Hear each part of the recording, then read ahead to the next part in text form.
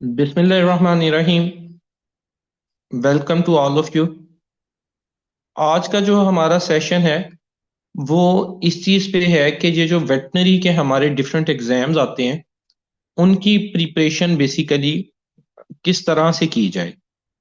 अब वेटनरी की different seats आती हैं जिसमें वेटनरी ऑफिसर्स की सीट आती हैं प्रोविंशियल लेवल पे। इसके अलावा मिनिस्ट्री ऑफ डिफेंस में एफपीएससी के through, federal public service commission के थ्रू, मिनिस्ट्री ऑफ डिफेंस में सीट्स आती हैं वेटनरी ऑफिसर्स की। Similarly Pakistan agriculture research council park में भी वेटरनरी ऑफिसर्स की, उसको नाम दिया जाता है scientific officer and assistant scientific officer, उसकी सीट्स आती हैं। इसके अलावा पाकिस्तान आर्मी में एक तो एमओडी में आती है ना, मिनिस्ट्री ऑफ डिफेंस में जो आती हैं वो डायरेक्टली आर्मी के अंडर नहीं है, वो आगे चल के मैं आपको मजीद बताऊंगा। एक डायरेक्ट आर्मी के अंडर भी सीटें आती हैं एज ए कैप्टन डॉक्टर के तौर पे। तो इनके सिलेबस को हम देखेंगे और देखेंगे कि इन एग्जाम्स की तैयारी हम जो है वो किस तरह से कर सकते हैं। अभी रिसेंटली जो है वो दो डिपार्टमेंट्स में वेटरनरी ऑफिसर्स की सीटें आई हुई हैं। एक आई है मिनिस्ट्री ऑफ डिफेंस में और ये फेडरल लेवल की सीट्स हैं। इसके अंदर आप जो है वो मिनिस्ट्री ऑफ डिफेंस, ये एक सिविलियन अदारा है बेसिकली, ये यूनिफॉर्म जॉब नहीं है। ठीक है, ये एक सिविलियन अदारा है। ये हमारे एक डॉक्टर साहब हैं, डॉक्टर अली रजा खान साहब, ये मेरे स्टूडेंट ही रहे हैं पास सेशंस में। और बल्कि जो बुक लिखी है हमने वेटनी कैप्सूल, जो ऑलमोस्ट अब हर तरफ एग्जाम में वही यूज होती है प्रिपरेशन के लिए, उसके अंदर भी इनकी अच्छी कंट्रीब्यूशन है। और इसके अलावा डॉक्टर यासिर साहब थे, वो भी जो हैं मिनिस्ट्री ऑफ डिफेंस में एज ए वेटनी ऑफिसर के तौर पे काम कर रहे हैं। अच्छा, एक इंटरेस्टिंग बात बताता चलूं। पंजाब के अंदर वेटरनरी ऑफिसर की जब सीट्स आई ना, तो जो पंजाब के अंदर आई उसमें डॉक्टर अली रजा साहब भी और डॉक्टर यासिर साहब भी, दोनों के टेस्ट क्लियर थे, बट इंटरव्यूज में दोनों क्लियर नहीं कर पाए। अब ये होप हार जाते हैं, नहीं जी सिफारिश पे सीटें हैं, बिक जाती हैं, ये है वो है इस तरह के। हालांकि ये डॉक्टर अली रजा साहब, आप में से बाकी काफी लोग इनको जानते होंगे, ये अपनी यूनिवर्सिटी के टॉपर और ब्राइट स्टूडेंट हैं। बट नहीं, इंटरव्यू के अंदर इंटरव्यू का एक अलग सिनेरियो होता है, उसकी जब मैं आपको प्रिपरेशन कराऊंगा तो उसके अंदर हम डिफरेंट सिनेरियोज को डिस्कस करेंगे। लेकिन ये जो है मिनिस्ट्री ऑफ डिफेंस के अंदर सेलेक्ट हो गए, और मिनिस्ट्री ऑफ डिफेंस की सीटें भी थोड़ी सी आती हैं, जहां नसीब लिखा होता है ना वहां बंदा सिलेक्ट हो जाता है। अच्छा, मिनिस्ट्री ऑफ डिफेंस की जो सीटें हैं वो नॉन यूनिफॉर्म जॉब है। मिनिस्ट्री ऑफ डिफेंस एक सिविलियन अदारा है। हाँ, under the command of military है, फौज के अंडर है, क्योंकि आपको पता है जो इनके मिनिस्ट्री ऑफ डिफेंस के ऊपर ज्यादातर जो कंट्रोल है वो आर्मी का ही होता है। तो ये वाली जो पिक्चर है इसके अंदर जो दिखाया गया, ये जो आर्मी में जॉब्स आती हैं कैप्टन की, उसके अंदर यूनिफॉर्म आपका होता है। अच्छा, ये अभी जो रिसेंट जॉब्स आई इसमें हम देख लेते हैं। ये वेटरनरी ऑफिसर की जॉब है, 17 स्केल की, परमानेंट है, जीएचक्यू मिनिस्ट्री ऑफ डिफेंस के अंडर है। क्या चीज चाहिए इसका क्राइटेरिया? वेटरनरी ग्रेजुएट डीवीएम होना चाहिए, वैलिड जो है पीवीएमसी सर्टिफिकेट होना चाहिए, एज जो है वो 37 ईयर तक होनी चाहिए।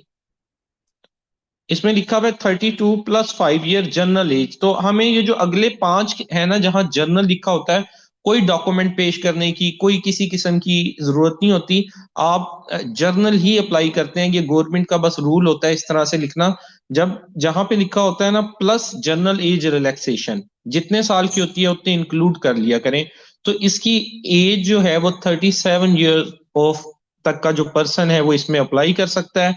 इसमें 6 सीट्स आई हैं टोटल, जिसमें से पंजाब की दो हैं ओपन मेरिट, सिंध रूरल की एक है, सिंध अर्बन की एक है, केपीके की एक है, बलोचिस्तान की एक है, और वो भी वुमेन कोटा की है। अच्छा, ये जो डिवीजन दी हुई है ये इसी तरह है। सीट्स आल दो कम है, लेकिन इसमें वो किसी किस्म की वो घबराने वाली बात नहीं होती। ये जो आप तैयारी करेंगे ना वेटरनरी ऑफिसर की, ये तैयारी आपके आइंदा आने वाले भी किसी भी एग्जाम में जो वेटरनरी ऑफिसर का होगा सेम ही होगी। क्यों सेम होगी, मैं आगे चल के आपको इसका सिलेबस बताता हूँ, पेपर पैटर्न बताता हूँ। वहां से आपको आइडिया हो जाएगा कि किस तरह से आपने किन चीजों से तैयारी करनी होती है, किन सोर्सेज से। और सिलेबस सेम ही होता है। आप अभी ये इस टेस्ट के लिए करेंगे, जो क्वालिफाई कर जाएंगे इंटरव्यू के लिए और सिलेक्शन हो जाएगी, तो आगे भी सीट्स आती रहती हैं। तो उसके लिए भी आपकी इसकी जो है ना प्रिपरेशन हो जाएगी। इसका सिलेबस देख लेते हैं। ये जो 100 मार्क्स का इसका आपका टेस्ट आना है, 100 MCQs का, इसमें इंग्लिश 20 नंबर की होगी, और 80 मार्क्स का जो है आपका डीवीएम होगा।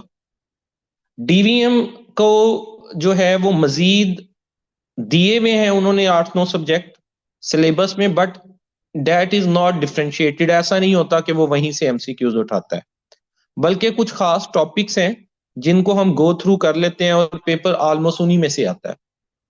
ठीक है। 20 नंबर की इंग्लिश आती है, जो एफपीएससी का एग्जाम होता है, फेडरल पब्लिक का, जिसमें आपकी मिनिस्ट्री ऑफ डिफेंस की सीटें शामिल हैं। और 80 नंबर के 80 MCQs जो हैं वो डीवीएम रिलेटेड होते हैं। किन किन फील्ड में से ज्यादा आते हैं, कैसे उनकी तैयारी करनी है, वो हम आगे चल के देखेंगे। इसमें नेगेटिव मार्किंग नहीं होती, मींस आप तुक्का लगा के आ सकते हैं।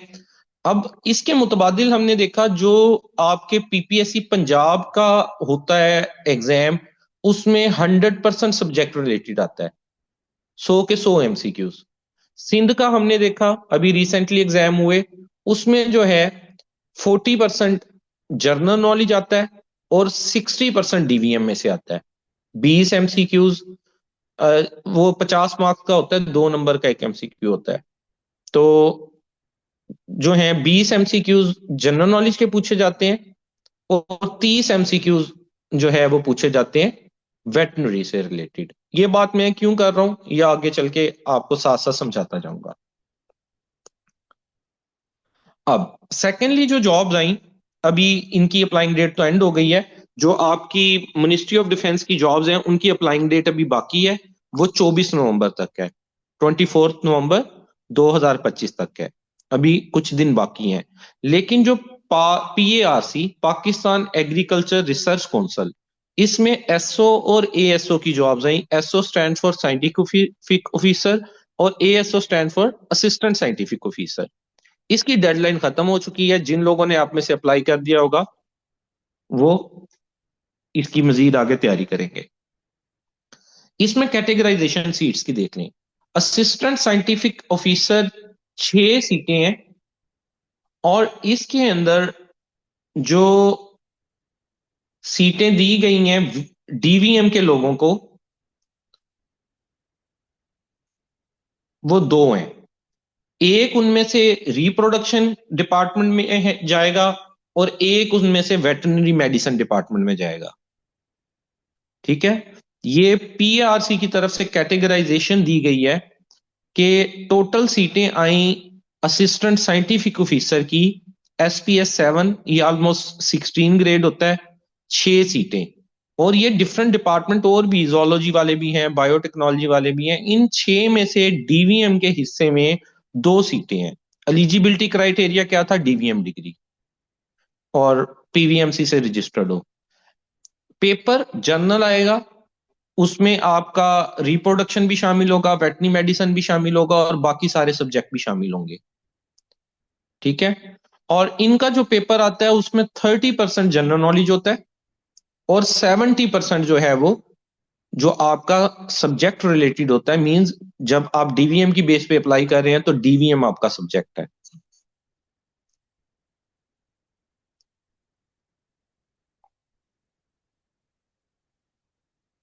देन जो दूसरी सीट्स थी साइंटिफिक ऑफिसर्स की, वो टोटल 80 सीट्स थी ओवरऑल।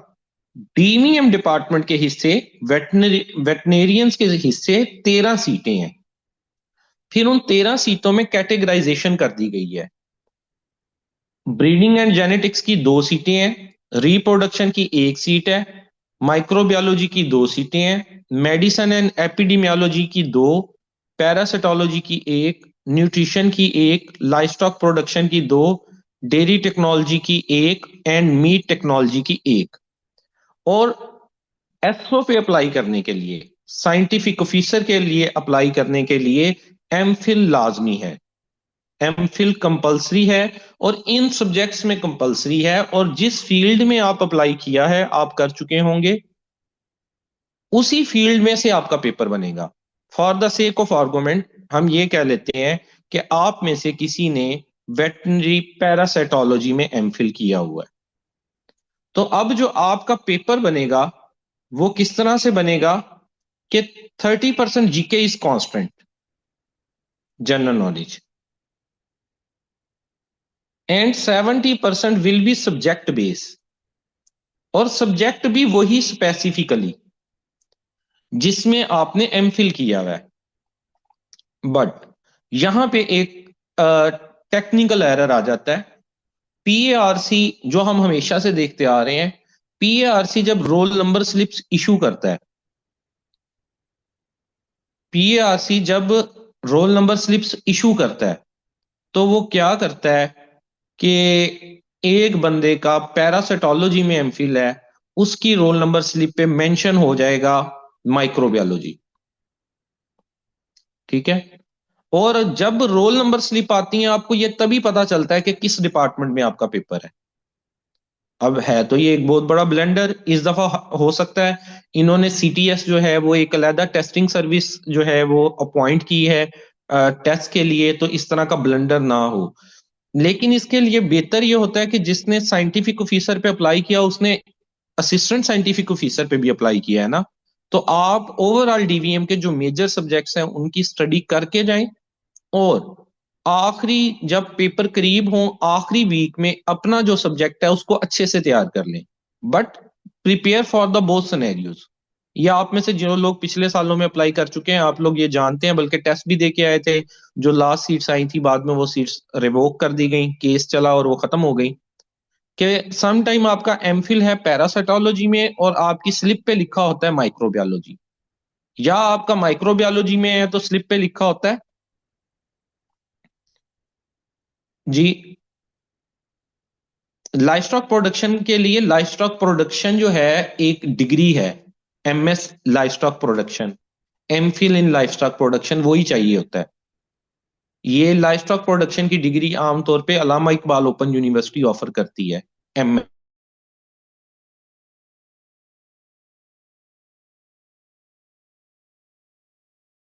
तो चलें, ये तो अप्लाई वगैरह का है ना।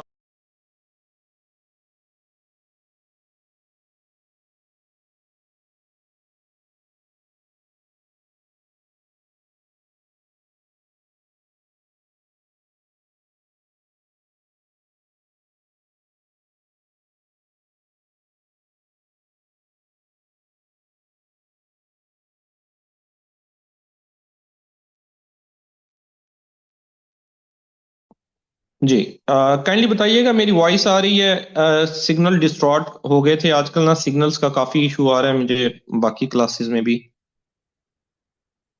चलें अब आ रही है, ठीक है। चलें, हम हमारी बात हो रही थी कि अब जो है अप्लाई से रिलेटेड हम बात नहीं करेंगे, इससे रिलेटेड अब बात करने का फायदा कोई नहीं है। ना मैंने आपके अप्लाई का डॉक्यूमेंट ठीक करना है, ना ये आपने जो अप्लाई कर दिया वो हो गया। अब आपकी रोल नंबर स्लिप आएंगी, जो सब्जेक्ट लिखा होगा उसके अकॉर्डिंग आप पेपर दे आएंगे। उसके बाद इंटरव्यू के टाइम वो स्क्रूटनी करते हैं आपने क्या चीज ठीक दी, आपके डॉक्यूमेंट क्या है, वो बात की बात है, ठीक है। तो इसके ऊपर हम ज्यादा वो नहीं करेंगे। एक मैंने आपको ओवरव्यू ओवरऑल दे दिया कि इस वक्त जो सीटें आई हुई थी मिनिस्ट्री ऑफ डिफेंस में, उसका सिलेबस, उसमें 20 मार्क्स की इंग्लिश आनी है सिर्फ। उसमें क्या कुछ आता है वो हम देखेंगे उसको इन लेंथ। और जो डीवीएम का सब्जेक्ट है वो 80% है। जो आपकी पीएआरसी की सीटें आई पाकिस्तान एग्रीकल्चर रिसर्च काउंसिल, उसमें 30% जीके आता है, जनरल नॉलेज, और जनरल नॉलेज में आपके इंक्लूड होते हैं 6 से 7 सब्जेक्ट। वो भी मैं आपको जो मेरा सेशन चलेगा उसमें कवर कराऊंगा। वेटनरी के सेशन के लिए ये मैंने ऑफर रखी हुई है कि जो वेटनरी के सेशन में इनरोल हुए हैं आप लोग, आपके लिए जनरल नॉलेज का सेशन फ्री है। आल दो मेरा जनरल नॉलेज का सेशन जस्ट 7,000 का होता है अलग से, लेकिन आप लोगों के लिए वो जो है मैंने उसको फ्री ऑफ कॉस्ट जो है वो साथ में इंक्लूड किया हुआ है।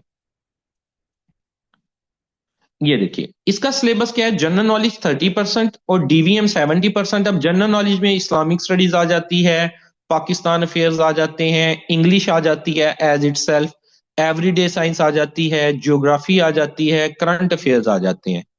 जनरल नॉलेज एक बड़ा डोमेन है और ये आपको कब होनी चाहिए, क्योंकि इंटरव्यू में भी आपसे ये पूछे जाते हैं क्वेश्चन जनरल नॉलेज से रिलेटेड। खासकर मिनिस्ट्री ऑफ डिफेंस में आप लोग जो टेस्ट क्लियर कर जाएंगे उसके इंटरव्यू का बेसिक पार्ट है। वहां पे सबसे पहले उन्हें कहा जाता है, उनको इंस्ट्रक्शंस होती हैं पैनल को, बाकी पीपीएससी या बाकियों में नहीं होती। FPSC federal public service commission में वो ज्यादा जनरल नॉलेज पूछते हैं इंटरव्यू में। डीवीएम इक्वल समझ लें, 50-50% पूछते हैं। बाकी आप लोगों ने अभी पीपीएससी के इंटरव्यू दिए होंगे, कहीं पूछा कहीं नहीं पूछा। मिनिस्ट्री ऑफ डिफेंस में एफपीएससी की सीटों में it is compulsory to ask you for the Islamic studies, Pakistan studies and current affairs. इन तीन सब्जेक्ट्स का कंपल्सरी होता है उनका आपसे पूछना, और पैनल में उसके मेंबर भी बैठे होते हैं। अब ये जो हमारा सेशन चलेगा इसके हम बेसिक वर्क प्लान के ऊपर बात कर लेते हैं। ये हमारा 2 मंथ का सेशन है। इसके अंदर एक चीज तो आपने अपने पल्ले बांध लेनी है कि आपको पढ़ना पड़ना है टिका के। 2 महीने आपने जो टेस्ट देना है ना, उसके लिए आपको हार्ड वर्क जरूर करना पड़ेगा। अगर आपकी लाइफ में और कोई मसरूफियात हैं ऐसी, कोई टीचिंग कर रहा है, कोई जॉब कर रहा है, कोई पार्ट टाइम वर्क कर रहे हैं या फैमिली को देख रहे हैं, तो आपको सेक्रीफाइस करना पड़ना है। अदरवाइज आपके लिए टेस्ट पास करना बहुत मुश्किल हो जाएगा। पेपर जब आता है ना बिल्कुल जर्नल सा आता है। आपको एक ये भी चीज बताऊं, ये वर्ड आप याद रखिएगा कि जब पेपर आता है ना बहुत जर्नल सा आता है, सादा सादा सी चीजें पूछी हुई होती हैं। वहां पे स्टूडेंट ये कहता है कि जिसने पढ़ा वो भी उस बराबर और जिसने पढ़ा वो भी उस बराबर। नहीं, ऐसा बिल्कुल भी नहीं है। जहां बिल्कुल जर्नल पेपर आता है ना, बिल्कुल आसान आसान सी चीजें, वो काजेटिव एजेंट कोई पूछ लेता है, कोई डेफिनेशन किसी ब्रांच की पूछ लेता है, बिल्कुल सीधा सीधी प्रेगनेंसी पीरियड पूछ लेता है, बिल्कुल आसान आसान सी चीजें कैटल की। अब किसको नहीं पता होती, ये बातें सबको ही पता होती हैं। डिफ्रेंशिएशन मेरिट बनने में कहां पे आती है, जहां पे वो 10-15 मुश्किल क्वेश्चन होते हैं जो एक आम पर्सन जो पढ़ के नहीं गया होता वो। अब देखिए अगर मेरिट बन रहा है for the sake of argument, हम कहते हैं 60 लास्ट मेरिट बन रहा है, 60 से मतलब अबव वाले सिलेक्ट हो रहे हैं। ये 40 to 45 तो तकरीबन हर बंदा ही ले लेगा डीवीएम की बेस पे, या थोड़ा बहुत पढ़ के। इधर जाने के लिए एक एक पॉइंट पढ़ने के लिए आपको बड़ी मेहनत करनी पड़ती है। जैसे जैसे एक एक नंबर ऊपर करना है ना, तो बड़ी हार्ड वर्क है। अभी अभी पीपीएससी का रिजल्ट आया, आप में से बहुत लोग जानते होंगे एक एक नंबर की कितनी अहमियत है। मेरिट के अंदर फॉल करने में एक नंबर कम होने पे 134 पे मेरिट क्लोज हुआ, तो 133 पे कोई 10-12 बच्चे हैं। 133 पे में उसका मेरिट 190 में से बनता है, 134 पे क्लोज हुआ अभी जो ना यहाँ पे आई थी सीटें पंजाब में 54, और अल्हम्दुलिल्लाह उसमें से मेरे 24 स्टूडेंट सिलेक्टेड है। 54 में से 24, बल्कि शायद इससे भी ज्यादा है जो सिलेक्टेड हैं, जो जिन्होंने मेरे से डायरेक्टली कोर्स लिया था और इंटरव्यू की भी तैयारी की थी डायरेक्टली। ये मैं उनको इंक्लूड कर रहा हूँ। जो मेरा ग्रुप है उसमें मटेरियल फ्री, कोई गाइडेंस फ्री, एमसीक्यूज वो तो फ्री में सेंड करते ही करता हूँ। वो भी स्टूडेंट में समटाइम कंसीडर हो जाते हैं, बट मैं उनकी इनमें बात कर रहा हूँ 24 की, जो डायरेक्टली मेरे से 3 महीने जिन्होंने सेशन लिया था। ठीक है, वो सिलेक्शन के ऑर्बिट में आए थे। और एलपीआरआई की पंजाब में सीटें आई थी 7, 7 में से 5 स्टूडेंट जो हैं वो मेरी एकेडमी के डायरेक्टली पढ़े हुए हैं।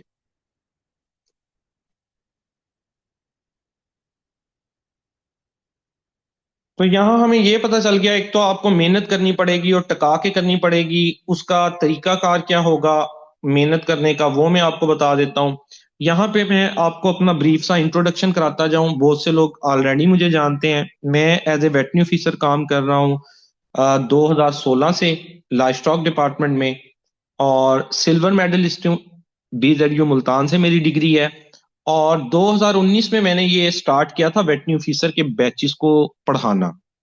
और अब तक, तब से लेके अब तक अल्हम्दुलिल्लाह 200 से प्लस स्टूडेंट जो हैं, और मेरे पास स्क्रीनशॉट पड़े हुए हैं जिनके के सर जो है सिलेक्शंस वगैरह के और नाम जो मैसेज करते हैं, और जो जिस तरह कि 200 प्लस जो स्टूडेंट है वो as a veterinary officer selected है। डेफिनेटली मेहनत उनकी है, स्टूडेंट तो बहुत सारे होते हैं। पंजाब कॉलेज है, उसमें 200 स्टूडेंट पढ़ता है, डॉक्टर तो दो तीन ही बनते हैं ना। कुछ इंजीनियर बन जाते हैं, कुछ किसी लाइफ में चले जाते हैं। डेफिनेटली मेन मैटर स्टूडेंट का होता है। मेरा एक गाइडेंस होती है, बताना होता है किन सोर्सेज में से आना है, किन चीजों को आपने फॉलो करना है। पास वही होगा जो चीजों, जो साथ बाकी की इंस्ट्रक्शंस में दूंगा। डेली बेसिस पे टेस्ट लिए जाएंगे, पास पेपर दिए जाएंगे।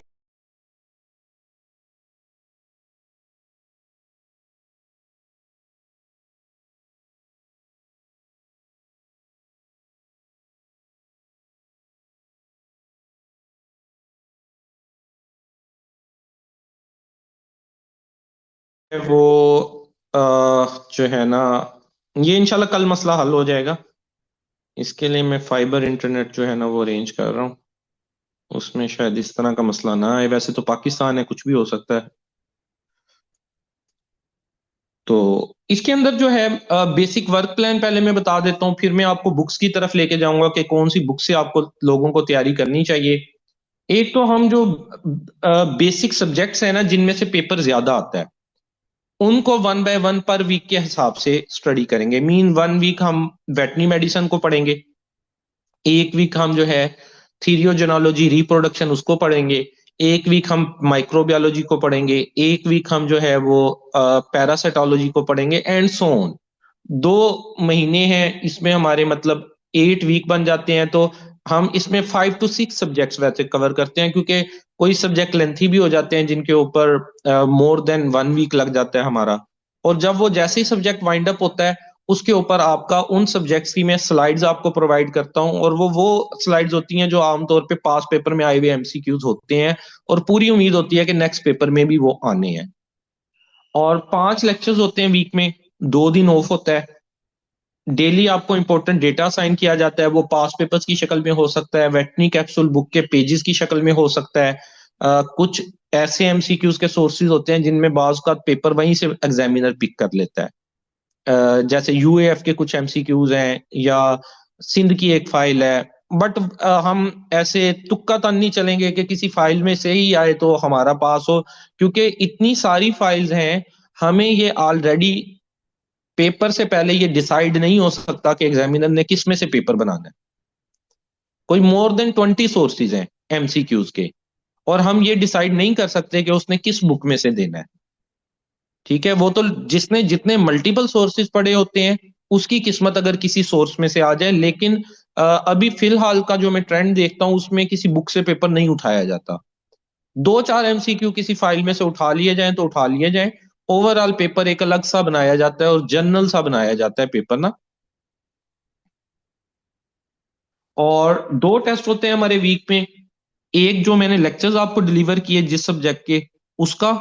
और सेकंड जो है, जो आपको डेटा असाइन किया गया, जो भी मैंने आपको वर्क असाइन किया कि डेली बेसिस पे आपने इतने पेजेस पढ़ने हैं, ये पास पेपर पढ़ने हैं, उसकी बेस के ऊपर आपका टेस्ट होता है। तो इस तरह ओवरऑल जो हमारा ये जो है सेशन जब चलता है, तो ओवरऑल हमारी एक अच्छी तैयारी हो जाती है। अब आ जाते हैं हम बुक्स की तरफ कि हमें किन बुक्स को कंसल्ट करना चाहिए। देखिए, ये मसला ना जो बुक के अंदर गलत आंसर लगा हुआ है, आज तक हल नहीं हुआ, ना ये हल हो सकता है। अभी बताऊं, मैं एसवीओ का पेपर दे के आया हूँ, 18 ग्रेड का, एलपीआरआई का। इवन मैं, मतलब देखें मेरे जो 2 टेस्ट ना एसवीओ के 2022 के भी पास हैं, 18 ग्रेड के। बट वो due to the technical error, result आने के बाद मेरे पास स्क्रीनशॉट पड़े हुए हैं, मौजूद हैं, सीट्स रिवोक कर ली गई। वो कुछ टेक्निकल एडवर्टाइजमेंट में एरर था। डीवीएम का तजर्बा 5 साल मांगा हुआ था, एमफिल का 10 मांगा हुआ था। हालांकि एमफिल का 3 साल होता है 18 ग्रेड पे अप्लाई करने के लिए। वो टेक्निकल एरर की वजह से वो सीट रिवोक्स हो गई। उसके बाद 2022 के बाद डायरेक्ट कमीशन के थ्रू बड़ी कम सीटें आती हैं 18 की, अब आई हैं। तो उसमें अभी रिसेंटली मैं पेपर दे के आया, ये 3-4 दिन पहले की बात है। तो अब एक एमसीक्यू आ गया, वो कहता है कि जो ब्राइलर है उसको कितनी स्पेस देनी दी जाए। अब जो मॉडर्न डे के अंदर 0.75 स्क्वायर फीट दी जाती है कंट्रोल शेड में ना, चलें इसको हम निग्लेक्ट कर देते हैं, ये ऑप्शन में ही नहीं था। उसने ऑप्शन में दिया हुआ है 1 square feet, 1.5 square feet, 2 square feet and 2.5 square feet. अब चलें 0.75, ओरिजिनल इसका आंसर 0.75 है, क्लोज आंसर इसका 1 स्क्वायर फीट बनता है। बट ये ब्रेन टीजर का एमसीक्यूज है, वहां पे 2 स्क्वायर फीट इसका आंसर लिखा हुआ है।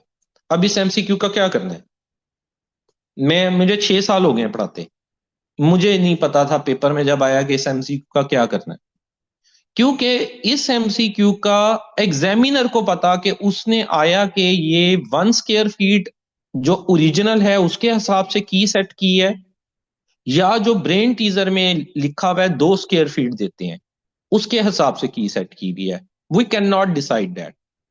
तो इसमें एक अप्रोच जो मैं यूज करता हूं, ऐसे एमसीक्यूज को छोड़ दें,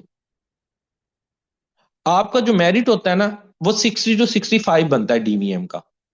60, 65, हद मार के 70, तो 30 नंबर का आपके हाथ में है ना। एक इतनी कंफ्यूजन में पड़े रहना, आंसर गलत दिया हुआ है उसको ठीक करना, उस पर वर्क करते रहना, उससे बेहतर है ऐसे एमसीक्यू कहलाते हैं डिस्प्यूटेड एमसीक्यू, उस डिस्प्यूटेड एमसीक्यू को छोड़े, उस उतने ही टाइम में 20-25 एमसीक्यू और याद कर ले।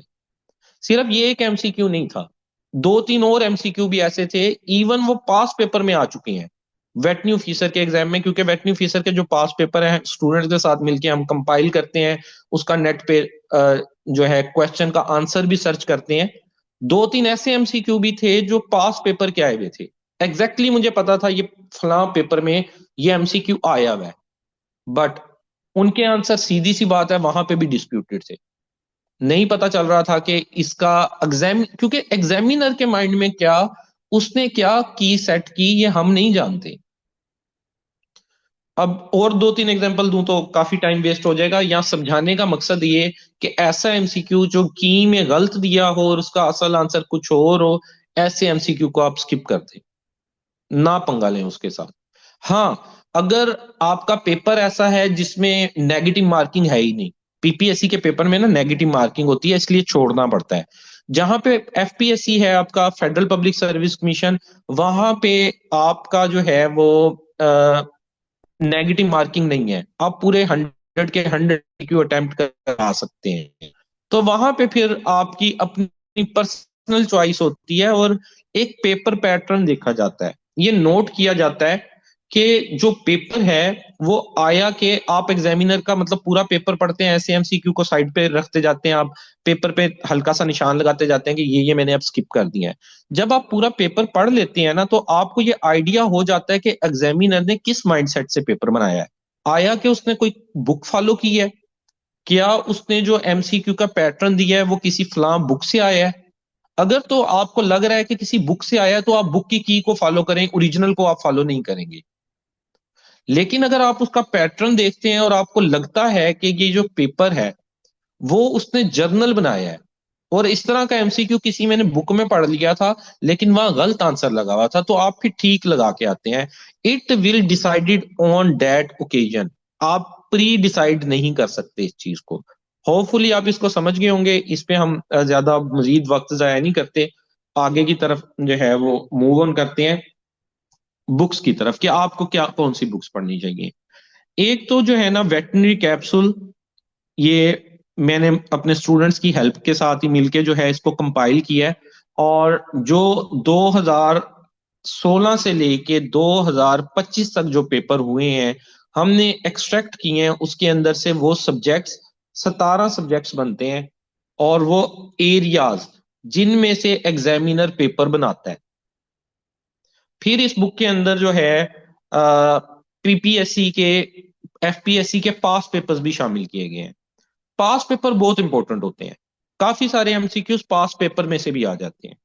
अगर अगर ना भी आए तो पास पेपर हमें पेपर पैटर्न के बारे में बताते हैं कि एग्जामिनर किस तरह के एमसीक्यूज बनाता है। तो हमारा जब ये सेशन चलेगा उसमें आपको पास पेपर ईयर बेस पे पहले 2021 के, फिर 22 के, फिर दरमियान में तो सीटें नहीं आई, 25 में अब सीटें आई, वो 25 के वो आपको करवाए भी जाएंगे, और उनका आपसे बकायदा गूगल फॉर्म पे लिंक पे टेस्ट भी लिया जाएगा, ताकि आपकी कवरेज पास पेपर के ऊपर अच्छे तरीके से हो जाए। एक ये सब्जेक्टिव बुक है जिसमें 17 सब्जेक्ट शामिल हैं, और वो टॉपिक जिनमें से एग्जामिनर पेपर के अंदर पूछता ही पूछता है, और इसको हमने मजीद रिफाइन कर कर 2026 एडिशन में ले आए हैं। और ये इंशाल्लाह 4 से 5 दिन बाद जो है ना, फाइनल फॉर्म में, होपफुली संडे को आपको ये बुक ग्रुप के अंदर फ्री ऑफ कॉस्ट मिल जाएगी। जो नहीं मतलब अकेडमी अफोर्ड कर सकते, वो जो है इसको वैसे पढ़ सकते हैं, और तकरीबन हर फोटो स्टेट पे ये मौजूद है, हर यूनिवर्सिटी की। आप वहां से भी ये जो है हार्ड फॉर्म में इसको निकलवा सकते हैं, सॉफ्ट में पढ़ना चाहें सॉफ्ट में पढ़ सकते हैं। इस बुक के रिलेटेड ये हो गया। अब यहाँ पे जो स्टूडेंट मेरे साथ एनरोल हैं वो ये सोचेंगे कि जी आप पास पेपर भी सबको दे देते हैं, वेटिंग कैप्सूल भी सबको दे दी हुई है, सोर्सेज का भी सबको बता दिए देते हैं, तो फिर जो हमने फीस भरी हुई है उसका क्या फायदा। लामा जेन में आता है कि जो स्टूडेंट फीस भर रहे हैं फिर उनका क्या फायदा है ना। मैं बताता हूँ। अकेडमी का मकसद हरगिज ये नहीं होता कि आपको कोई मटेरियल ऐसा दे दिया जाए कि उसमें से पेपर आना है। अकेडमी का मकसद किसी भी, चाहे आप जनरल नॉलेज की किसी का कर लें, सीएसएस का कर लें, पीएमएस का कर लें, यूट्यूब भरा पड़ा है वीडियो से। सॉफ्ट के अंदर अब बुक्स मौजूद हैं, आपको हर ग्रुप में बुक्स के अंबार मिल जाएंगे। मटेरियल मैटर नहीं करता, मैटर क्या करता है, आपकी रूटीन मैटर करती है। जब आप एकेडमी के थ्रू करते हैं तैयारी, तो उसमें क्या होता है, आपको पता होता है आज मैंने ये लेक्चर लेना है, मैंने ये काम आपको असाइन किया, वो आपने काम करना है, ये पास पेपर असाइन किए, ये मैंने पढ़ने हैं, इसका मैंने टेस्ट देना है, और उन टेस्ट के थ्रू आपकी पर्सनल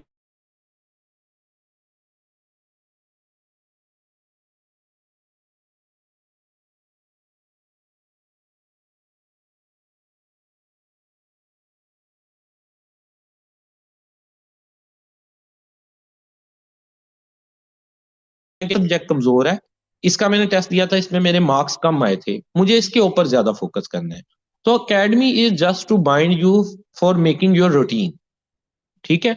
वरना अदरवाइज आप में से अक्सर लोग जो हैं एमफिल हैं, पीएचडी हैं, और माशाल्लाह मैं समझता हूँ कि मेरे से कई ज्यादा नॉलेज आपके पास होगा। एकेडमी का जस्ट मेन मकसद ये होता है कि आपको स्ट्रीमलाइन कर देना, और आपको जो है वो सब्जेक्ट्स का बता देना कि कौन से पोर्शन इंपॉर्टेंट हैं, किन पोर्शंस के ऊपर आपको ज्यादा फोकस किया जाए। वो लेक्चर्स भी आपको दिए जाते हैं।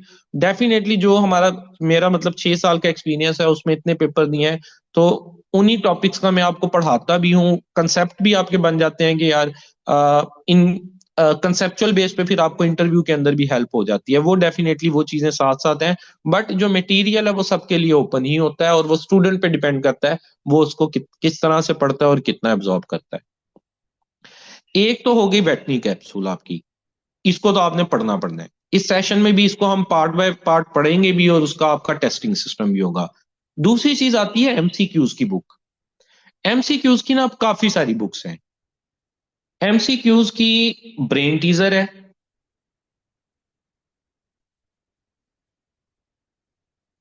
वेट स्कैन है, बिदार है, ये इंडिया की है, शर्मा के एमसीक्यूज हैं, यूएएफ के एमसीक्यूज हैं, इनकी अलग से एक बुक है। ठीक है। एनिमल रिफ्रेशर है, ख्वाजा की इल्मी वालों की बुक है, एंड सो ऑन। कोई 20-25 सोर्सेज हैं एमसीक्यू बुक के। आप कोई सा एक सोर्स कर लें, एक सोर्स कर लें for your understanding of MCQs option. ये इसलिए हम नहीं करेंगे कि किस बुक में से आना है। देखिए 20-25 बुक हैं, वैसे तो एग्जामिनर अब बुक्स में से देता कम है, लेकिन for the sake of argument हम ये कंसीडर कर लेते हैं कि एग्जामिनर ने पेपर बनाया, उसने किसी एक एमसीक्यू की बुक में से बना दिया। क्या आप 20 की 20 एमसीक्यू की बुक्स पढ़ सकते हैं? It is not humanly possible. तो एमसीक्यू की कोई सी एक बुक पढ़ना वो इसलिए जरूरी है कि आपको सिर्फ पैटर्न पता चलता जाए, आपकी ऑब्जेक्टिविटी बेहतर हो जाए, एमसीक्यू फॉर्म में आप टेस्ट को बेहतर परफॉर्म कर सकें। तो उसमें आप कोई सा भी सोर्स जो है उसको पिक करके एक जो बुक है उसको पढ़ सकते हैं। ब्रेन टीजर अच्छी बुक है, यूएएफ के एमसीक्यूज अच्छे हैं जो मुझे बेसिकली अच्छे लगते हैं, और मैंने देखा है कि पेपर में कुछ ना कुछ इनमें से आ जाता है। गलतियां काफी हैं ब्रेन टीजर में। अब वो वाली बात कि उन गलतियों के साथ चल रहे हैं या गलत करेक्शंस के साथ चल रहे हैं, वो मुइम्मा आज तक नहीं हल हो सका, ना आगे हल होने उसने, क्योंकि वो डिपेंड करता है एग्जामिनर ने की कहाँ से बनानी है। क्या वो बुक की को फॉलो करता है, या वो जो है थोड़ा दिमाग भी इस्तेमाल करता है, और जो है अब तो चैट जीपीटी से वेरीफाई करवा लो आंसर, जो है डिफरेंट सॉफ्टवेयर हैं इंटरनेट पे करके, या वो ओरिजिनल आंसर करता है। इसका बारे में जो है ना मुतनाज़ा राय है, कुछ भी नहीं कहा जा सकता। थर्ड नंबर पे आपने पास पेपर्स को स्टडी करना होता है। अब 2016 से लेके 2025 तक जो पास पेपर हैं वो वैसे वेटनी कैप्सूल बुक के एंड पे भी शामिल है, लेकिन इनको आपने शुरू में भी अच्छे तरीके से और एग्जाम से एक दिन पहले भी आपने अच्छे तरीके से पढ़ना होता है, और इसमें से एमसीक्यूज रिपीट हो जाते हैं पास पेपर्स में से। ठीक है। अब वो पास पेपर को पंजाब के हों, चाहे केपीके के हों, चाहे बलोचिस्तान के हों, चाहे सिंध के हों, चाहे एफपीएससी के हों, मैटर नहीं करता। मैटर क्या करता है, आपको ये पता चल जाता है कि हम ये देखते हैं कि वो काजेटिव एजेंट लाजमी पूछता है। ठीक है। तो हम काजेटिव एजेंट्स को अच्छे से तैयार कर लेते हैं। हम पास पेपर में देखते हैं वो इम्यूनोग्लोबन से मुतालिक लाजमी एक क्वेश्चन पूछता है। ये जो आईजीजी, आईजीए और आईजीई होती है ना इम्यूनोग्लोबन, वो इनसे रिलेटेड क्वेश्चन लाजमी पूछता है। हम उस टॉपिक को अच्छे से तैयार कर लेते हैं, अपने नोट्स में कहीं बना लेते हैं कि आखिरी दिन मैंने इसको रिवाइज करना है। हम देखते हैं वो जस्टेशन पीरियड लाजमी पूछता है, साइंटिफिक नेम ऑफ एनिमल्स लाजमी पूछता है। मतलब कुछ एरियाज हैं उनमें से ना क्वेश्चन एग्जामिनर बनाते ही बनाता है। उसकी मैंने एक बल्कि फाइल भी बनाई हुई है 80 पेजेस की। उन 80 पेजेस में से हर पेपर में 20 से 25 नंबर का आ ही जाता है पेपर में ना। उसमें वो प्यूबर्टी एज पूछ लेता है, जस्टेशन पीरियड पूछ लेता है, किस ट्राइमेस्टर के अंदर जो है वो किस डिजीज में अबॉर्शन होता है, इस चीज के बारे में पूछ लेता है, और ये काफी सारे टॉपिक हैं। तो पास पेपर की हेल्प से आपको उन टॉपिक्स का भी पता चल जाता है। अब टॉपिक्स पता चलते हैं, वो रिपीट इस तरह नहीं करेगा कि वो जस्टेशन पीरियड अगर वो कह रहा है कैटल का 280 डेज है तो वो कैटल का ही पूछे। मे बी पॉसिबल वो जो है किसी और का पूछ ले, वो बफलो का पूछ ले, वो कैमल का पूछ ले। अभी बल्कि रिसेंट पेपर में, एसवीओ वाले पेपर में कैटल का पूछा हुआ था, और उससे पहले पेपर में, एक पेपर में आई थिंक कैमल का पूछा हुआ था जो 17 ग्रेड वाला था, कुछ दिन पहले ही हुआ है। तो हमें ये पता चल जाता है वो जस्टेशन पीरियड पूछता ही पूछता है, साइंटिफिक नेम वो पूछता ही पूछता है कोई एक आधा, इम्यूनोग्लोबिन वो एक आधा क्वेश्चन उसमें से देता है, इटियोलॉजिकल एजेंट में से वो क्वेश्चन बनाता है, egg related question, abortion related question. तो उस उन चीजों को आप जरा ज्यादा अच्छे से करके कर लेते हैं। जी क्वेश्चन आपके मैं सारे एड्रेस करूंगा।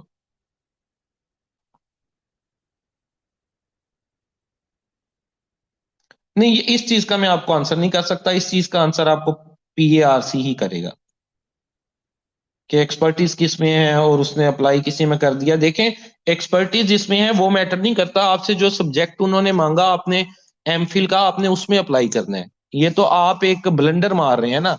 अगर फार्माकोलॉजी की सीट कहीं पे आई है तो आपको फार्माकोलॉजी की बेस पे मिलेगा। आपका इंटरेस्ट न्यूट्रिशन में है, आप न्यूट्रिशन में अप्लाई कर रहे हैं, तो हाउ इट इज पॉसिबल कि वो आपको न्यूट्रिशन की सीट दे दें। एमफिल बेस अगर सीट आई है और जब उसके सब्जेक्ट मेंशन कर दिए गए हैं, तो हाउ इट इज पॉसिबल कि आप जो है वो एमफिल आपका किसी में हो और पसंद आपको कोई और सब्जेक्ट है तो आप उस सीट पे अप्लाई कर रहे हो। ऐसे नहीं होता। बाकी जो वीओ की सीट आती है वेटनी ऑफिसर की, उसमें तो एमफिल रिक्वायर ही नहीं होता। आमतौर पे जो वीओस की सीट आती है कमीशन में, उसमें तो एमफिल रिक्वायर ही नहीं है, आपकी सिर्फ डीवीएम की डिग्री रिक्वायर है। ठीक है। और अगर कोई ऐसा जो है सीट आ जाती है, फॉर एग्जांपल किसी यूनिवर्सिटी या पीआरसी में आ गई। अब आप सोचें, इसको मैं आपको रिलेट कर देता हूँ। यूनिवर्सिटी में जी सीट आई न्यूट्रिशन की, किसी यूनिवर्सिटी में एमफिल न्यूट्रिशन उनको चाहिए। आप वहां जाके कहें मेरा एमफिल तो जो है ना वो फार्माकोलॉजी में है, लेकिन इंटरेस्ट मेरा जो है ना न्यूट्रिशन में है, तो मुझे रख लें। क्या वो रखेंगे? आपका इंटरव्यू लेंगे? सीधी सी बात है। इसमें एक बड़ा मजे का लतीफा भी है कि ना एक बस के अंदर ना चोर घुस आते हैं। तो वो जी सामान लूट रहे होते हैं, एक औरत के पास आते हैं। तो वो औरत से कहते हैं कि ना जो भी जेवर वगैरह है वो अपना ना उतार दे। तो उनमें से डाकू उससे एक से पूछ लेता है तुम्हारा नाम क्या है, तो वो कहती है परवीन। डाकू ना रोने लग जाता है, वो कहता है मेरी ना बहन का नाम भी परवीन है, तो मैं तुम्हारे से कोई चीज नहीं ले सकता। वो उसको सारे जेवर जुवर वापस कर देता है। ये बात ना पीछे सीट पे बैठा एक बंदा सुन रहा होता है। अब ये डाकू उस बंदे के पास जाता है, उससे कहता है सारा सामान अपना निकाल दे। तो वो बंदा सारा सामान निकालता है। वो कहता है तेरा नाम क्या है? तो वो कहता है वैसे तो मेरा नाम अकरम है, लेकिन प्यार से लोग मुझे ना परवीन परवीन कहते हैं। तो आपको प्यार से या कहते हैं, वो उन्होंने नहीं कंसीडर करना ना, कुछ रूल्स हैं गवर्नमेंट के। तो वो परवीन ना बने। अच्छा चलें, अब हम ना बात कर लेते हैं।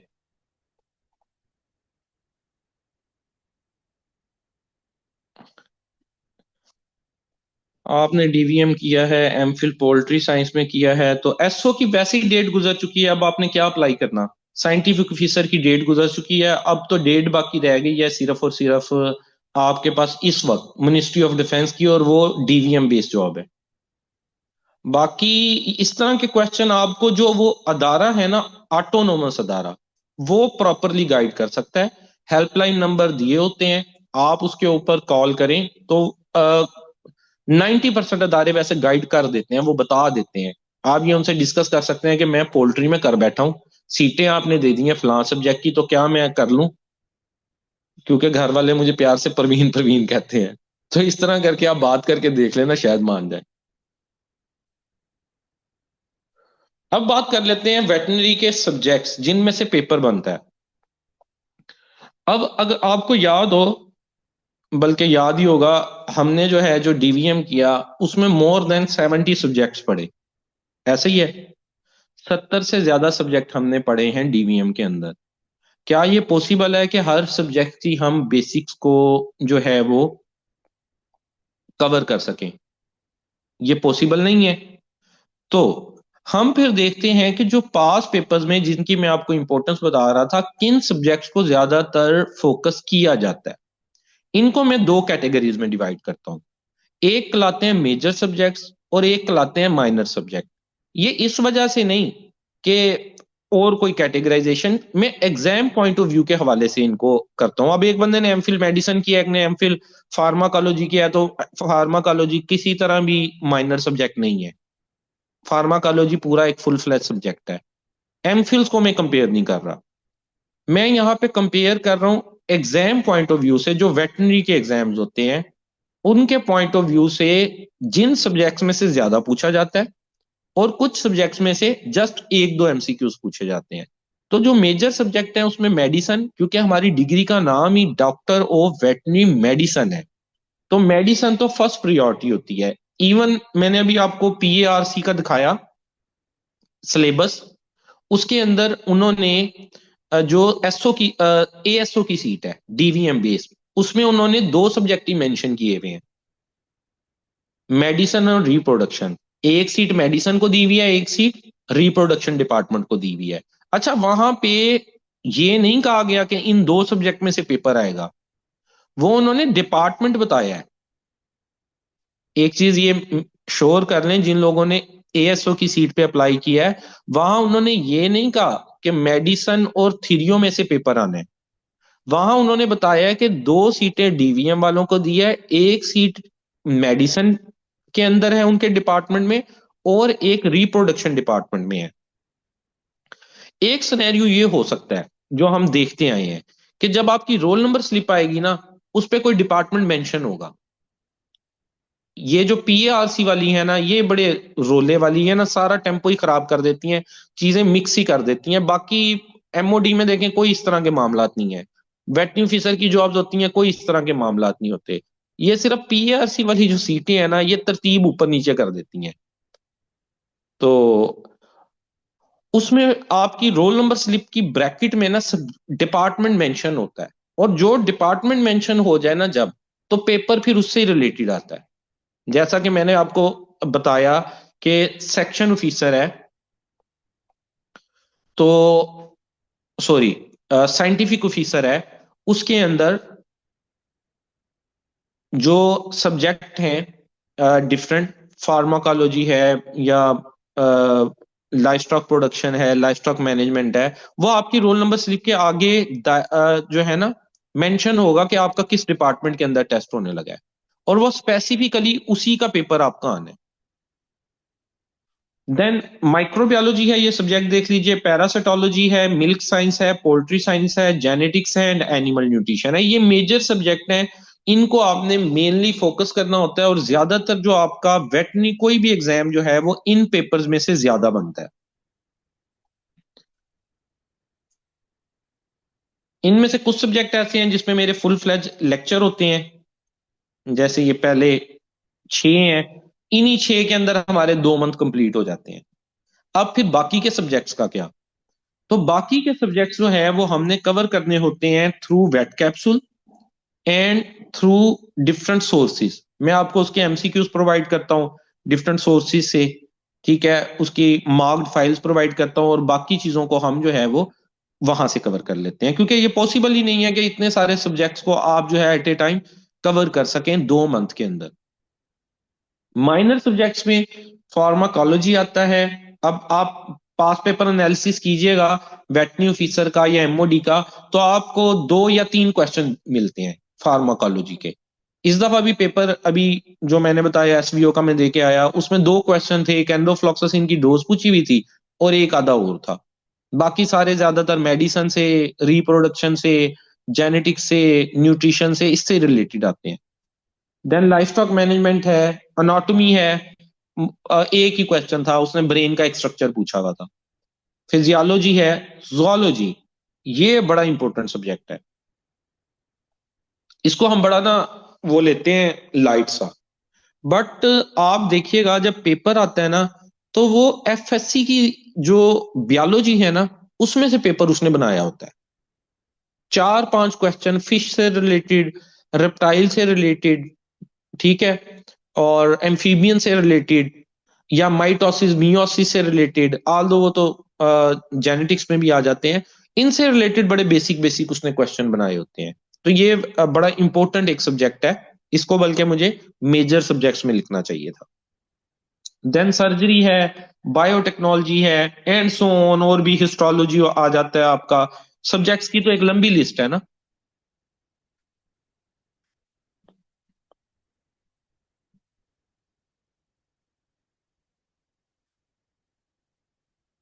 सबसे पहले जो हम सब्जेक्ट जो है वो स्टार्ट करने जा रहे हैं आज, वो है आपका वेटनरी मेडिसिन।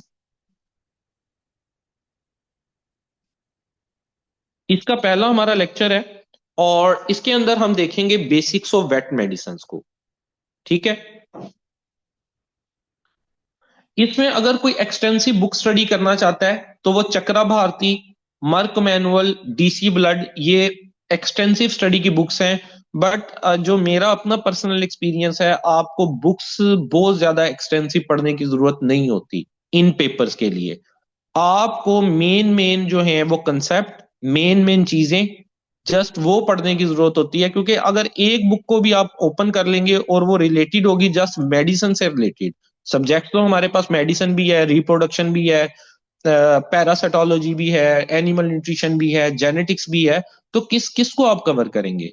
लेकिन यहाँ पे मेंशन क्यों किया मैंने कि आप में से कोई बहुत ज्यादा पैशनेट है, या उसका एमफिल में चला गया, और एमफिल में जाने के बाद जो है वो उसका पढ़ने की स्पीड इतनी बन गई है कि वो 15-16 घंटे डेली का पढ़ लेता है। कोई वैसे होते नहीं इतने पढ़ने वाले, अगर कोई पढ़ लेता है और वो समझता है कि मैं सिर्फ एमसीक्यू से जो मैं मटेरियल प्रोवाइड कर रहा हूँ वो उसके लिए इनफ नहीं है, तो एक्स्ट्रा पढ़ना है, ठीक है, तो फिर वो चक्रा भारती, मर्क मैनुअल, या डीसी ब्लड में से कोई सी एक बुक मेडिसिन के लिए कंसल्ट कर सकता है।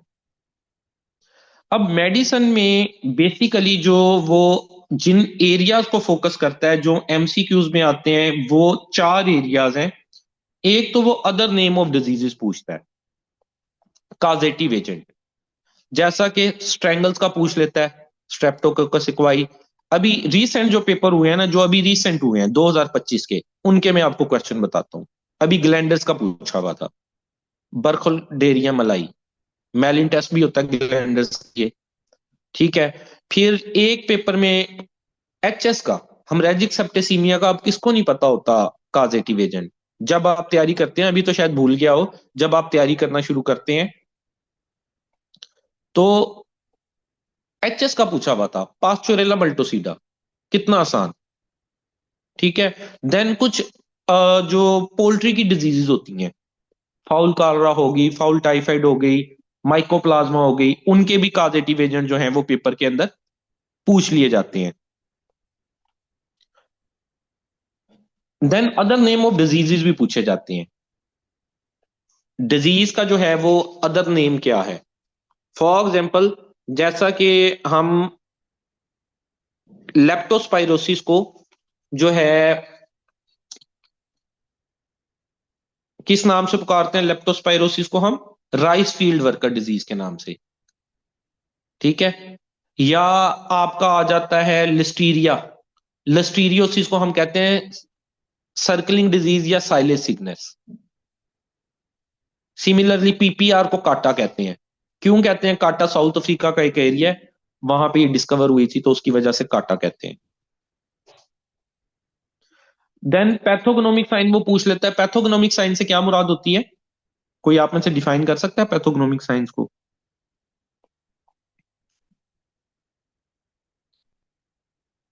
Characteristic sign of a disease, किसी डिजीज का ऐसा करेक्टरिस्टिक पॉइंट जो, जी एग्जैक्ट साइन कह सकते हैं आप इसको, कि वो बताए, जैसे टाइगर हार्ट है, ये एफएमडी में ही होता है।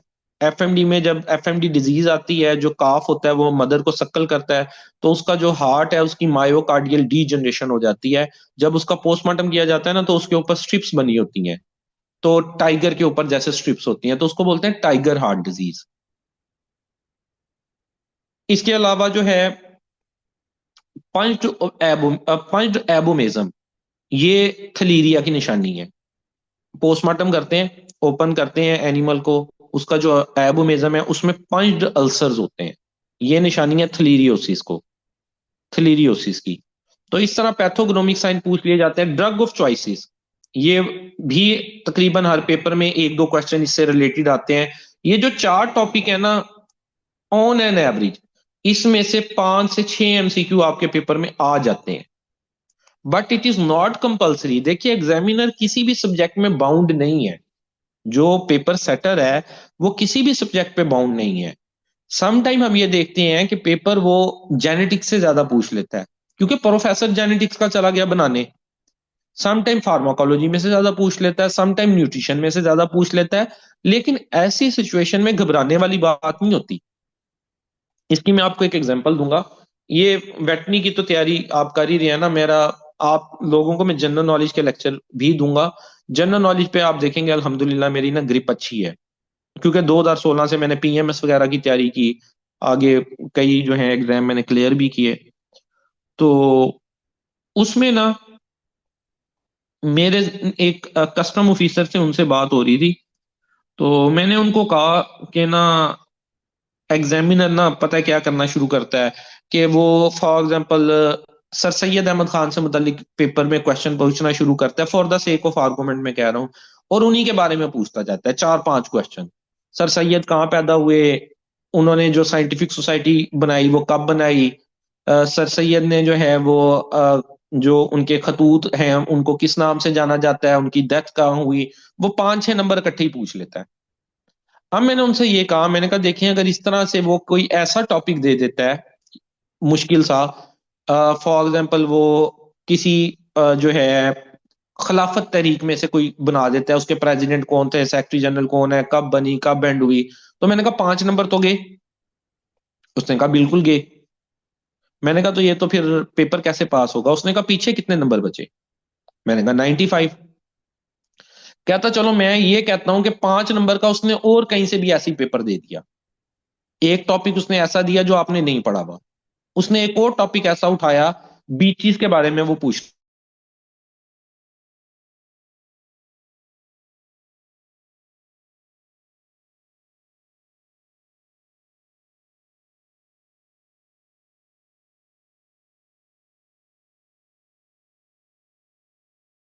है। और अगर तीसरा टॉपिक भी आपको नहीं आता ना, तो इट मीन्स आपकी तैयारी नहीं है, आपका सिलेक्ट होना बनता ही नहीं है। यहीं पे वो पिछली बात में जोड़ूंगा कि देखिए, अगर कुछ डिस्प्यूटेड एमसीक्यूज आ जाते हैं जिसके अंदर हम ज्यादातर स्टूडेंट ना इसी कंफ्यूजन में और इसी चक्कर में अपनी आधी स्टडी गंवा बैठते हैं, उसका सही आंसर क्या है, गलत आंसर क्या है, और रियल डिसाइड तो होना है पेपर वाले दिन। आपकी सारी तैयारी एक तरफ, ये मेरे वर्ड मार्क कर लें, याद रख लें, सारी तैयारी एक तरफ, इससे पहले जो आपने की, जो अब 2-3 महीने करेंगे, और पेपर का दिन अलग एक तरफ। जैसे पाकिस्तान में इलेक्शंस होते हैं ना, इलेक्शंस की सारी तैयारी एक तरफ, और इलेक्शन का डे लोगों को घरों से निकालना, उनको वोट के लिए लेके जाना, वो एक तरफ होता है, और फॉर्म 45-47। इसी तरह जो हमारा ये एग्जाम का डे है ना, वो सबसे ही अलग होता है। आप जो मर्जी पढ़ते रहें, जितना मर्जी बुकों को रट्टा लगा दें, एग्जाम डे पे अगर आपका माइंड की प्रेजेंस मौजूद हुई, आप एमसीक्यूज को प्रॉपर क्लिक कर पाए, बैटल फील्ड में आपने परफॉर्म कर दिया, तो आप जो है वो कामयाब हो जाते हैं। नर्व्स पे आपने अपने काबू रख लिया। वो नर्व्स पे काबू आता कैसे है? Through practice. जब एक बंदे ने तैयारी अच्छी की होती है ना, वो एग्जाम में कॉन्फिडेंटली जाता है। जब आपने तैयारी ही ना अच्छी की हो, तो किस तरह से आप कॉन्फिडेंटली जाएंगे? एक मास्क करके ही जाएंगे अपनी पर्सनैलिटी। तो एग्जाम कंडीशंस बहुत ज्यादा मैटर करती हैं कि आप उस दिन कैसा परफॉर्म करके आते हैं।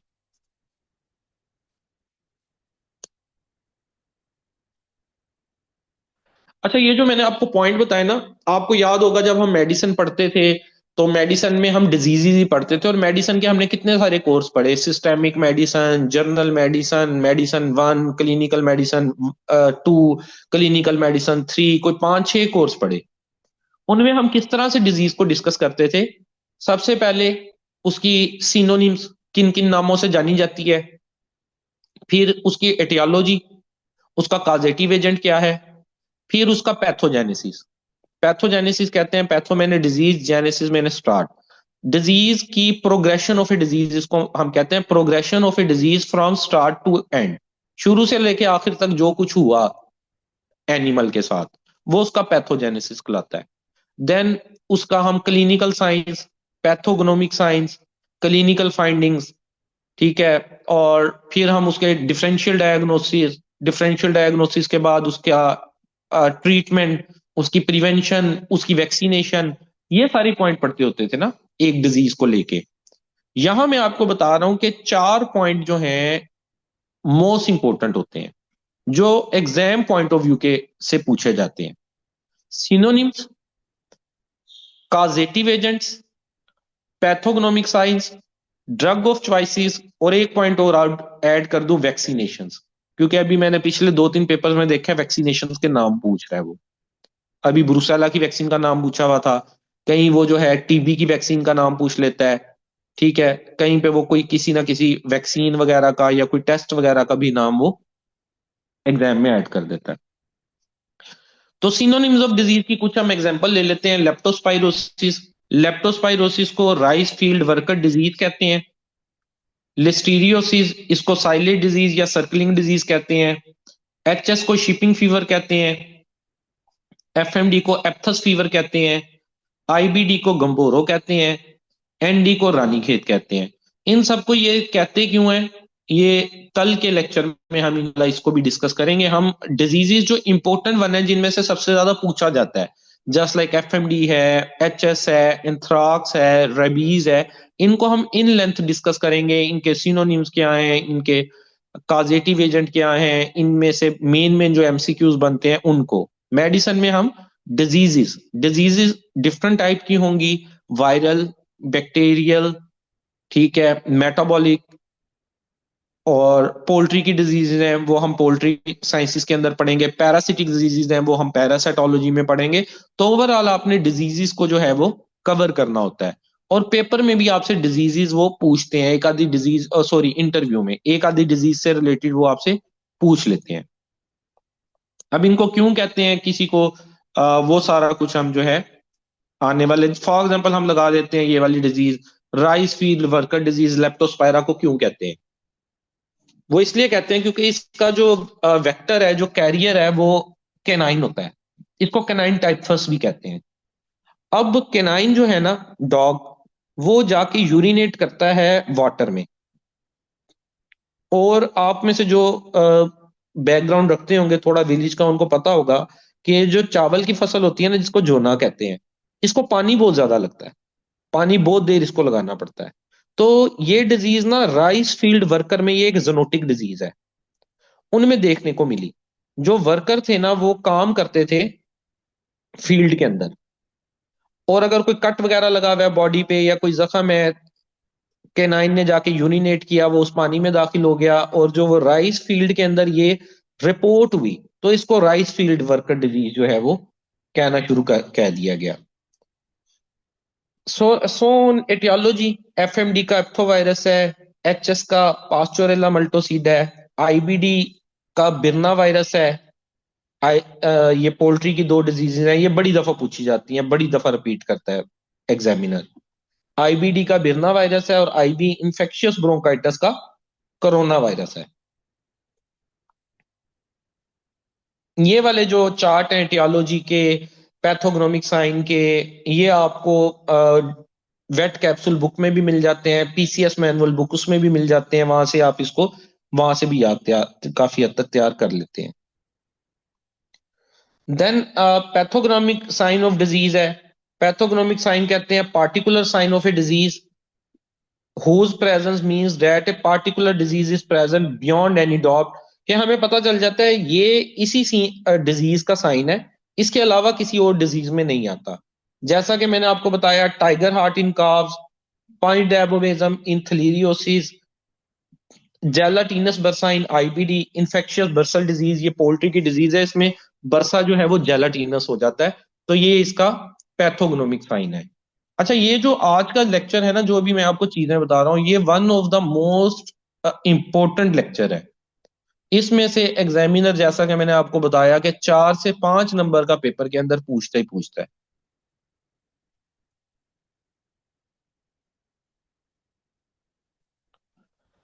देन ड्रग ऑफ चॉइसेस है, कौन सी डिजीज के खिलाफ कौन सी ड्रग यूज होती है। जस्ट लाइक ब्लैक वाटर, चौड़े मार के खिलाफ पेंसिलिन ग्रुप हम यूज करते हैं।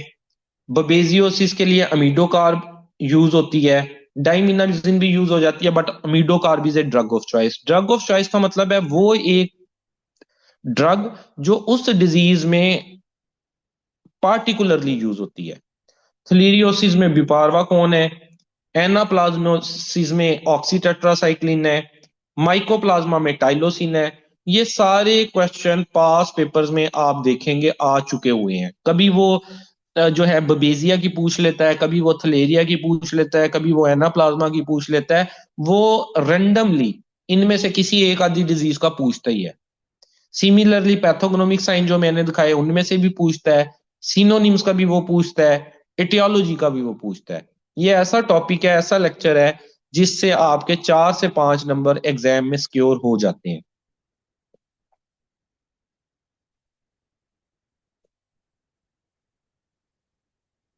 ठीक है जी, ये था आज का हमारा लेक्चर। और इससे रिलेटेड आपका किसी किस्म का कोई क्वेश्चन हो, आप लोगों की कोई क्यूरीज हो, तो वो आप पूछ सकते हैं। इसके बाद जो होगा जनरल नॉलेज का लेक्चर होगा आपका, जो आप में से रजिस्टर्ड मेरे पास स्टूडेंट है, आप जनरल नॉलेज का भी लेक्चर लेंगे अपना। ये 10 बजे शुरू होगा और 11 बजे तक हमारा चलेगा, 1 घंटा। जी, कोई क्वेश्चन मेरे से स्किप हो गया हो ना, तो दोबारा काइंडली पूछ लें। हो सकता है ड्यूरिंग ये ना कुछ जो है स्किप हो गया हो मेरे से।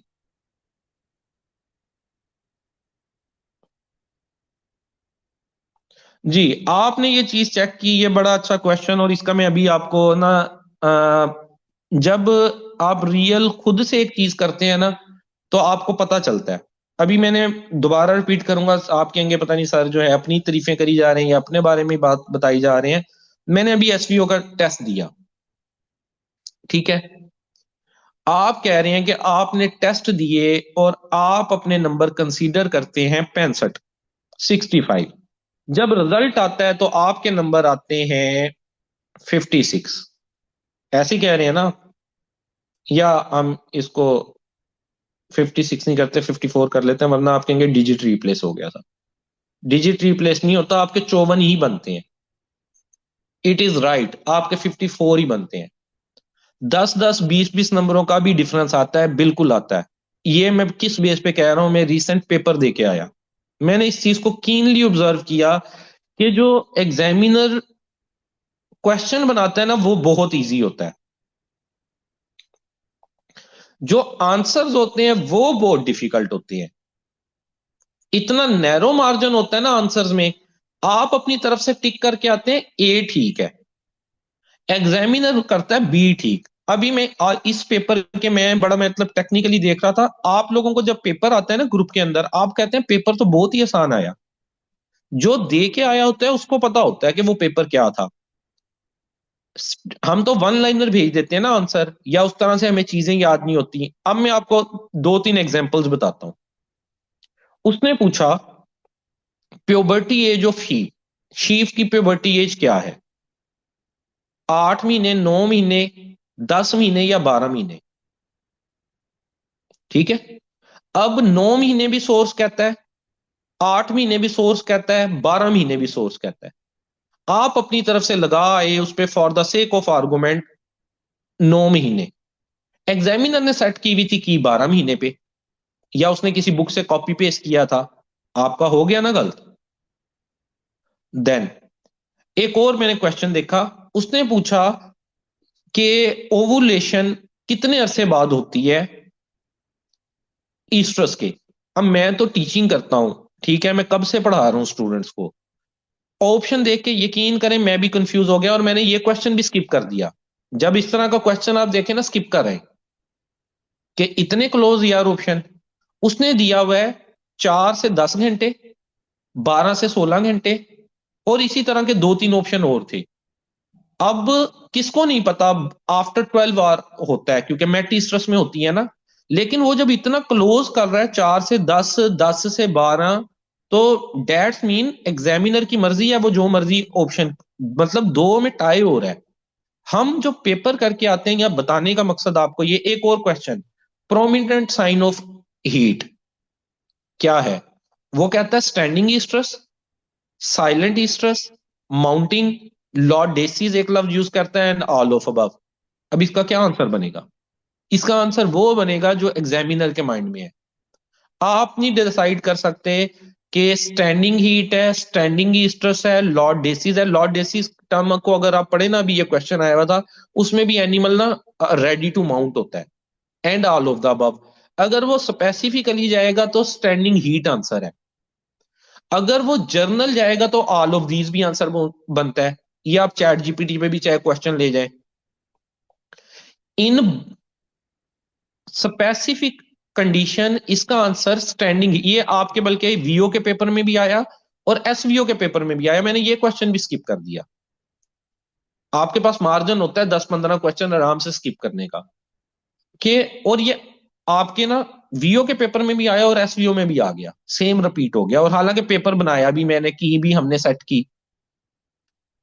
तो यहां पे आपके जो नंबर हैं वो 65 से 54 हो जाते हैं। आप गिनते हैं उस की के मुताबिक जो हमने बनाई, लेकिन आपके नंबर पेपर में गिने जाते हैं उस की के मुताबिक जो एग्जामिनर ने सेट की। अब डिफरेंस कहां आ जाता है आप में और उसमें? जो क्वालिफाई कर गया, क्वालिफाई करने वाले ने ऐसे सारे एमसीक्यू स्किप कर दिए। जो बड़े क्लोज थे ना उनको स्किप कर दिया, और जो उसको ऑथेंटिकेटेड पता थे कि ये मुझे आते हैं, उसके ऊपर वो क्लिक कर आया। आपका नेगेटिव मार्किंग भी हुई।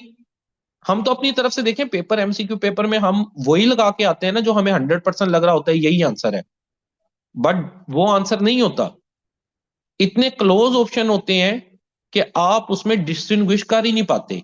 वहां पे मर्जी होती है बूझो तो जाने। तो ऐसे बूझे तो जानों को आप स्किप कर रहे हैं। नेक्स्ट टाइम ये चीज आप याद रखिएगा, 10 से 15 एमसीक्यू स्किप करके आइएगा जो बहुत क्लोज है, आपका नाम मेरिट लिस्ट में आ जाएगा। जहां आप पूरा पेपर हल करके आएंगे कि नहीं, तुक्का लग जाएगा। ये मैं बात कर रहा हूँ पीपीएससी के पेपर की, जिसमें नेगेटिव मार्किंग है, उसकी मैं बात कर रहा हूँ। क्योंकि आप उल्टा अपने हाथ से नंबर दे आते हैं। बल्कि ना, अभी एक डीएमसी सब इंस्पेक्टर की शेयर हुई, तो उसके अंदर एक बच्चा है उसके ना, और ये मजाक नहीं, सच में माइनस में नंबर आए हैं उसके, -1। तो वो ग्रुपों के अंदर चल रहा था कि अगला पेपर जब ये बच्चा देगा तो वो एक नंबर उसमें से काटा जाएगा या नहीं काटा जाएगा। ठीक है, तो इस तरह की बात। तो इतना गलत ना पेपर कर रहे हैं पीपीएससी के हवाले से कि उल्टे आपके नेगेटिव में मार्क आए हों। राइट। थोड़ा सा पेपर के डे पे पेपर को कैसे मैनेज करना है, यहाँ वही बात आ जाती है, डेट मैटर्स। आप पेपर को प्रॉपर मैनेज नहीं करके आते। अगर आपने मैनेज किया हो तो ये आपको इतना स्टार्क डिफरेंस ना मिले। देखिए, ऑटोमेटेड कलेक्शन है ना, उनकी आपसे कोई दुश्मनी है, ना आपकी उनसे कोई दुश्मनी है, ना उनको ये पता है कि ये फलां लड़का है, for the sake of argument Shahzad इसका नाम है, इसके 10 नंबर मैंने काटने हैं। कंप्यूटर आपका कोई दुश्मन तो नहीं है। गलती यहां पे होती है, जो मैंने आपको पॉइंट इंडिकेट कर दिया। चलें, ठीक हो गया। जो है नेक्स्ट जो रजिस्टर्ड स्टूडेंट है वो जनरल नॉलेज के लिए ज्वाइन कर लें दोबारा। मैं जो है ग्रुप के अंदर लिंक भेज दूंगा, तो जनरल नॉलेज की हमारी क्लास होगी। कोई अगर पार्ट मिसिंग हो जाएगा, वॉइस की डिस्टॉर्शन होगी, तो वो ओकेजनल आपको रिकॉर्डिंग मिल जाएगी, परमानेंट नहीं मिलेगी। क्योंकि अगर रिकॉर्डिंग्स पे हम आगे तो वो तो यूट्यूब पे मेरे से अच्छे इंडिया के प्रोफेसर भी बैठे हुए हैं। ठीक है, फिर फायदा कोई नहीं रहेगा। लेक्चर अटेंड करना मैंडेटरी है। हाँ, किसी की रिमोट जॉब है, कोई और मसला है, इवनिंग ड्यूटी है, वो मुझे ऑलरेडी बताएगा और उसके अकॉर्डिंगली मैं उसको एडजस्ट कर दूंगा। जैसे आप में से कुछ एनरोल हुए, उन्होंने मुझे ऑलरेडी बताया, मैंने उनके नाम के आगे लिख दिया कि ये इसका मसला है, ये लेक्चर नहीं ले पाएगा, इसको रिकॉर्डिंग देनी है। लेकिन it is preferable to attend live lecture, जिसमें आप अटेंटिव होके हम क्वेश्चन आंसर भी कर सकते हैं। अदरवाइज ना, मेरा ख्याल है कि फिर फायदा नहीं होता, एनरोल कराने का क्या फायदा फिर। हाँ, बहुत मजबूरी है शाम की आपकी, उस वक्त की कोई आप इवनिंग ड्यूटी कर रहे हैं या और कोई मजबूरी है, फिर ठीक है। लेकिन जानबूझ के ऐसा ना करें कि लेक्चर आप कहेंगे मैंने सिर्फ ना लिंक पे ही रहना है, फिर वो आप हम लिंक पे ही रह जाएंगे, लेक्चर्स इकट्ठे ही होते जाएंगे, बर्डन इकट्ठा ही होता जाएगा। चलें, ठीक हो गया जी, ओके, अल्लाह हाफिज।